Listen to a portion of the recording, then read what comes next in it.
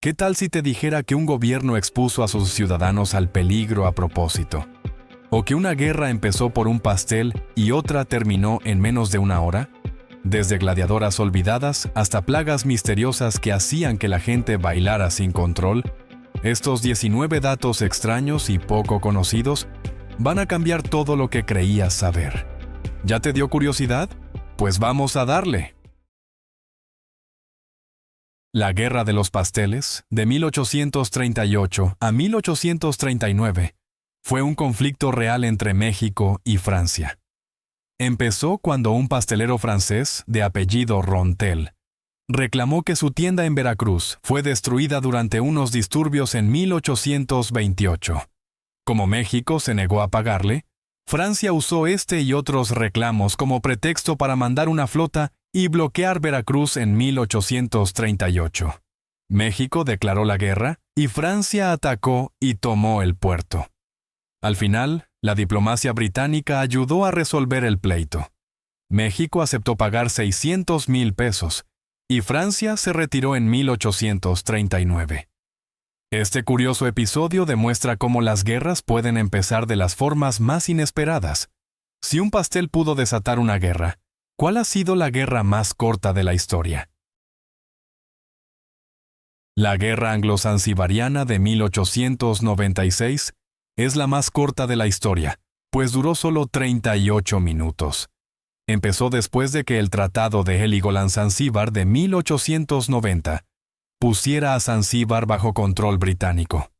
El Reino Unido apoyaba al sultán Hamad bin Tuwaini, quien gobernó desde 1893 hasta su repentina muerte en 1896. Su primo Khalid tomó el poder sin la aprobación británica y se negó a renunciar, a pesar de las advertencias del diplomático británico Basil Cave. A las 9 de la mañana, los barcos británicos abrieron fuego contra el palacio. En 2 minutos, la mayoría de las fuerzas de Khalid fueron destruidas. Khalid huyó, dejando a otros atrás para pelear. Para las 9:40, el conflicto había terminado y la bandera del sultán fue arriada. Esta breve guerra destaca como un momento rápido y decisivo en la historia. Los antiguos egipcios veneraban profundamente a los gatos, considerándolos sagrados y asociados con la diosa Bastet. Esta devoción jugó un papel sorprendente en la batalla de Pelusio, durante la invasión persa de Egipto en el siglo VI a.C. El rey Cambises II de Persia usó esto a su favor, poniendo gatos, perros y ovejas, animales respetados por los egipcios, al frente de sus soldados. Incluso mandó pintar imágenes de gatos en los escudos. Ante el riesgo de lastimar a estos animales sagrados, los egipcios dudaron y finalmente se retiraron. Como resultado, perdieron la batalla en el 525 a.C., y Egipto quedó bajo control persa. Este evento muestra cómo las creencias culturales pueden definir el resultado de una guerra. ¿Te parece increíble? Espérate a que te cuente cómo los elefantes se convirtieron en instrumentos de justicia. Thomas Edison no inventó el foco, pero sí lo perfeccionó. Versiones anteriores, como la luz de arco de carbón hecha por Humphrey Davy en 1807, tenían grandes fallas. Se quemaban rápido y había que encenderlas a mano. Otros intentaron mejorar el diseño, como Warren de la Rue, William Stite y Joseph Swan, pero sus versiones eran muy caras o ineficientes. Edison compró algunas de sus patentes y trabajó para mejorar el foco. En 1879, presentó un diseño mejorado. Un año después, usó bambú carbonizado para el filamento, lo que hizo que el foco durara mucho más. Este avance hizo que su versión fuera práctica y le dio el crédito como el creador del foco eléctrico moderno. Pero Edison no es el único con un legado incompleto. ¿Y qué me dices si el descubrimiento de todo un continente se le atribuyó a la persona equivocada? Muchos creen que Cristóbal Colón descubrió América, pero esto ignora que los pueblos indígenas ya vivían aquí desde hace al menos 15,000 años. Cuando Colón llegó, el continente ya era hogar de muchas naciones e imperios, como los incas en Perú y los aztecas aquí en México. Mucho antes de Colón, el explorador vikingo Erik el Rojo fundó una colonia en Groenlandia alrededor del año 982. Su hijo, Leif Erikson, estableció un asentamiento de corta duración en Terranova, por ahí del año 1000. A Colón se le recuerda no por descubrir América, sino por abrirla al comercio y la colonización europea. Fue el primer europeo en crear un contacto duradero y rutas comerciales, incluyendo las de mercancías y esclavos. En realidad, Colón no descubrió América, ayudó a comercializarla. Y mientras Colón cambió la forma de viajar, un cubierto de mesa cambió, polémicamente, la forma de comer.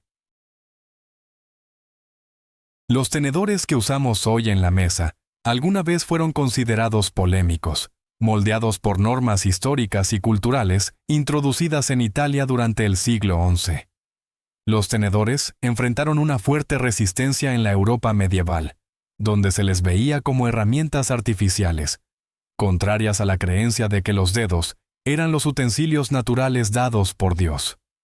Su uso generalizado como utensilios de cocina se desarrolló poco a poco durante la Edad Media. En el siglo XI, una princesa bizantina desató el debate al introducir tenedores en su hogar veneciano. Sus acciones, vistas como una ruptura con la tradición, provocaron críticas de los líderes religiosos locales. Los tenedores no fueron aceptados ampliamente en Inglaterra hasta principios del siglo XVIII, comenzando con 2 dientes, y evolucionando después a los diseños familiares de 3 y 4 dientes. El viaje del tenedor, de ser un objeto polémico a un utensilio común en la mesa, refleja cómo han cambiado las percepciones culturales sobre la comida a lo largo del tiempo. ¿Extraño? Absolutamente. Pero no tan bizarro como sobrevivir a más de 600 intentos de asesinato. Fidel Castro, ex líder de Cuba, se hizo famoso por sobrevivir a muchísimos atentados contra su vida. Se dice que más de 600. Estos incluían complots con veneno, equipo de buceo manipulado y explosivos. A pesar de la variedad de métodos, ninguno tuvo éxito. Un documental británico de 2006, 638 maneras de matar a Castro, afirmó que enfrentó más atentados que cualquier otra figura política moderna. Castro una vez bromeó diciendo que si sobrevivir a complots fuera un deporte olímpico, él ganaría la medalla de oro. Vivió gran parte de su vida bajo estricta vigilancia y murió a los 90 años el 25 de noviembre de 2016. Su supervivencia frente a tantas amenazas se convirtió en una parte clave de su legado y de la historia de Cuba. Ahora, pasemos de la supervivencia política al combate físico, protagonizado por mujeres en las arenas antiguas. Las mujeres gladiadoras, conocidas como gladiadoras, peleaban en las arenas romanas, aunque con menos frecuencia que los hombres. El arte, los registros legales y los escritos muestran que mujeres de diversas clases sociales, incluso de la élite, participaban en estos eventos para el entretenimiento público. Las mujeres adineradas tenían los recursos para entrenar y prepararse para el combate. En el siglo I a.C., a veces se presentaban mujeres de la élite en batallas escenificadas después de los banquetes, enfrentándose a oponentes como animales, otras mujeres y artistas de menor estatura. Durante los reinados de los emperadores Nerón, Tito y Domiciano, ciudades como Pompeya incluían a las gladiadoras como un acto de novedad. Sin embargo, en los años 11 y 19 después de Cristo, el Senado romano prohibió la participación de mujeres de las clases sociales altas. A pesar de estas restricciones, la participación de las mujeres en los juegos de gladiadores refleja sus complejos roles en la sociedad romana y muestra cómo el entretenimiento público reflejaba los valores culturales de la época. Si crees que eso es impactante, espérate a oír sobre una vez que el gobierno envenenó a su gente. A propósito. En 1926, para combatir el creciente abuso del alcohol en los Estados Unidos, el gobierno prohibió su producción, venta y consumo. Este noble experimento implicó desincentivar el consumo alterando el alcohol industrial con aditivos peligrosos. Se añadieron sustancias como metanol y quinina para evitar su uso recreativo. A pesar de las restricciones, la demanda se mantuvo alta y el alcohol inseguro siguió circulando. El 1 de enero de 1927, docenas de personas perdieron trágicamente la vida en Nueva York debido al alcohol contaminado. La política fue derogada en 1933 y se estima que hubo miles de muertes relacionadas. Esto sirve como un poderoso recordatorio de los riesgos de las medidas regulatorias extremas. Alejandro Magno construyó un vasto imperio a los 25 años y nunca perdió una batalla, ganando fama como un genio militar. Murió repentinamente a los 32, y los historiadores han debatido la causa durante décadas, sugiriendo fiebre tifoidea, envenenamiento o alcoholismo. Una teoría reciente de la doctora Catherine Hall propone que padecía el síndrome de Guillain-Barré, que lo dejó paralizado durante 6 días. Ella cree que pudo haber sido declarado muerto por error en el 323 a.C. mientras aún estaba vivo, ofreciendo una nueva perspectiva sobre sus misteriosos últimos días. Ahora, de un gobernante que quizás murió demasiado pronto, a un genio que rechazó el poder por completo. A Albert Einstein, famoso por su trabajo en física, se le ofreció inesperadamente la presidencia de Israel en 1952, tras la muerte de su primer presidente, Chaim Weizmann. El primer ministro David Ben-Gurion le hizo la oferta para honrar el apoyo de toda la vida de Einstein a Israel. El cargo era principalmente simbólico, pero Einstein lo rechazó, citando su edad y falta de experiencia política. También se negó a reunirse con funcionarios de la embajada y no quiso mudarse a Israel. El puesto fue ocupado más tarde por otra respetada figura israelí.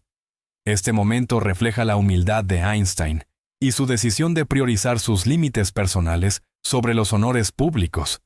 Y hablando de comportamientos humanos extraños, ¿qué tal si ciudades enteras de repente no pudieran parar de bailar hasta caer rendidas? La plaga del baile de 1518 en Estrasburgo sigue siendo uno de los misterios más extraños de la historia. Comenzó cuando una mujer llamada Trofea se puso a bailar en las calles, y pronto cientos se unieron, moviéndose sin parar durante días. Algunos se agotaban tanto que tenían que descansar un poco, solo para empezar de nuevo. En una semana ya eran más de 1000 personas. Los líderes de la ciudad intentaron diferentes soluciones, como salones de música y prácticas médicas tradicionales como la sangría, pero nada funcionó. Finalmente, trasladaron a los bailarines fuera de la ciudad, lo que puso fin al brote. Eventos similares ocurrieron en Francia en el siglo XIV, en Bélgica en el siglo XV y en Madagascar en el siglo XIX. Algunos científicos creen que el hongo cornezuelo, que puede causar alucinaciones, podría ser la causa, pero la verdadera razón sigue siendo un misterio. Si bailar en público te parece raro, considera esto. Hubo un tiempo en que las mujeres ni siquiera podían fumar en público. La Ordenanza Sullivan, aprobada el 21 de enero de 1908 en la ciudad de Nueva York, prohibió a las mujeres fumar en público. Reflejaba las estrictas normas de género de la época. La ley responsabilizaba a los dueños de los negocios, no a las mujeres. El alcalde George McLennan la vetó después de 2 semanas. Aunque duró poco, la ordenanza reveló cómo las mujeres que fumaban eran criticadas socialmente, mientras que los hombres no.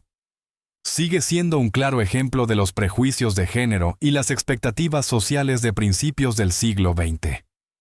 Esa no es la única regla olvidada del pasado.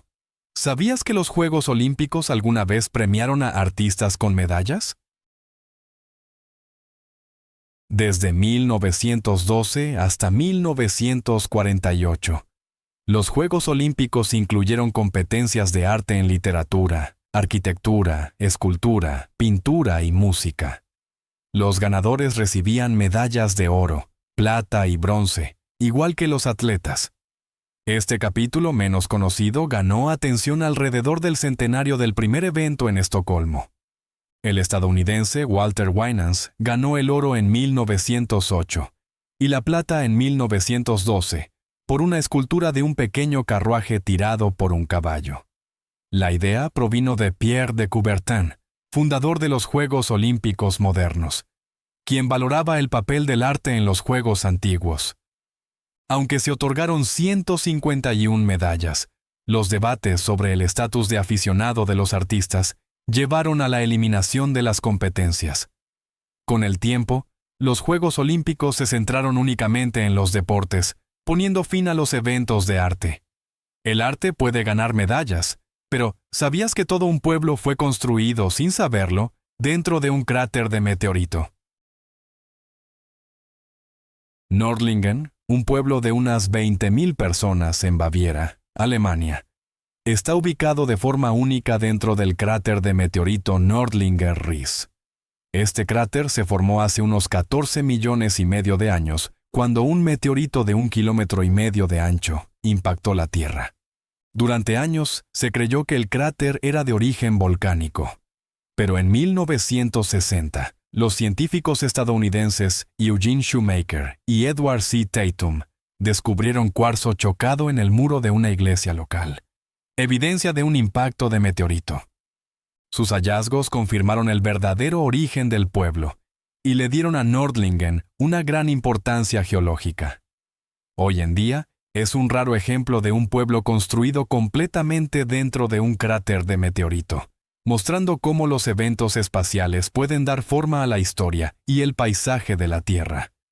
Mientras que a ese pueblo le cayó algo del cielo, otro país ha pasado 10.000 años sin atacar a otros. A principios de 2022, el ministro de Defensa de la India, Rajnath Singh, afirmó que la India nunca había invadido otro país en sus 10.000 años de historia. Si bien la India ha enfrentado muchas invasiones, rara vez ha actuado como agresor. La idea de una India unificada solo comenzó en 1947. Antes de eso, la región estaba dividida en reinos más pequeños, a menudo en guerra. Imperios como los griegos, mongoles y persas en su mayoría no lograron conquistar la India. Rica en recursos y comercio, la India tenía poca necesidad de expandirse a través de la guerra. Los gobernantes indios a menudo difundieron el budismo y el hinduismo pacíficamente, a través de emisarios, no de ejércitos. El enfoque de larga data de la India en el comercio, la difusión espiritual y la autosuficiencia explica su histórica renuencia a invadir otras naciones. De la paz a la celebración, imagina una victoria tan masiva que causó una escasez de vodka en toda una nación. El 9 de mayo de 1945, la noticia de la rendición de la Alemania nazi desató celebraciones masivas en toda la Unión Soviética, marcando el fin de la Gran Guerra Patria, que costó más de 26 millones de vidas. Toda la nación participó y unas 22 horas después, Joseph Stalin se dirigió al pueblo. Durante la celebración, las reservas de vodka se agotaron por completo. Un momento simbólico que reflejó la magnitud del alivio y la unidad nacional. La escasez de la guerra había limitado la producción de alcohol, ya que los granos y el almidón se priorizaban para la comida y el ejército. Aún así, el vodka siguió siendo económicamente importante, contribuyendo con alrededor del 1% a los ingresos del gobierno, incluso durante la hambruna de principios de los años 30. Esta inusual escasez se ha convertido desde entonces en una anécdota histórica notable, que destaca las dificultades y la resiliencia del pueblo soviético durante esa época. Y antes de llegar a nuestro último dato, aquí tienes un giro inesperado. George Washington no fue el primer rostro en el billete de $1. Cuando la gente piensa en George Washington, a menudo imagina su cara en el billete de $1. Pero no siempre fue así. Durante la Guerra Civil, Estados Unidos comenzó a imprimir papel moneda para financiar la guerra. en 1862, introdujo los primeros billetes oficiales. Y el billete de $1 originalmente presentaba a Salmon P. Chase, entonces secretario del Tesoro. Estos primeros billetes, llamados greenbacks, no tenían respaldo de activos físicos. En 1869, George Washington reemplazó a Chase en el billete. Desde su rediseño en 1963, el billete de $1 no ha cambiado, simbolizando la estabilidad de la moneda de los Estados Unidos. Si el video de hoy te pareció interesante, no dudes en darle me gusta y suscribirte a mi canal.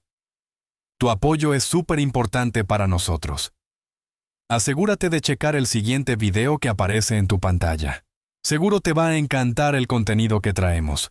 Por favor, déjanos un comentario sobre qué país te gustaría que exploráramos después. Gracias por vernos y nos vemos en el próximo video. Gracias por estar con nosotros. Deja un comentario, dale me gusta para mostrar tu apoyo y recuerda suscribirte para más videos emocionantes. Nos vemos la próxima vez.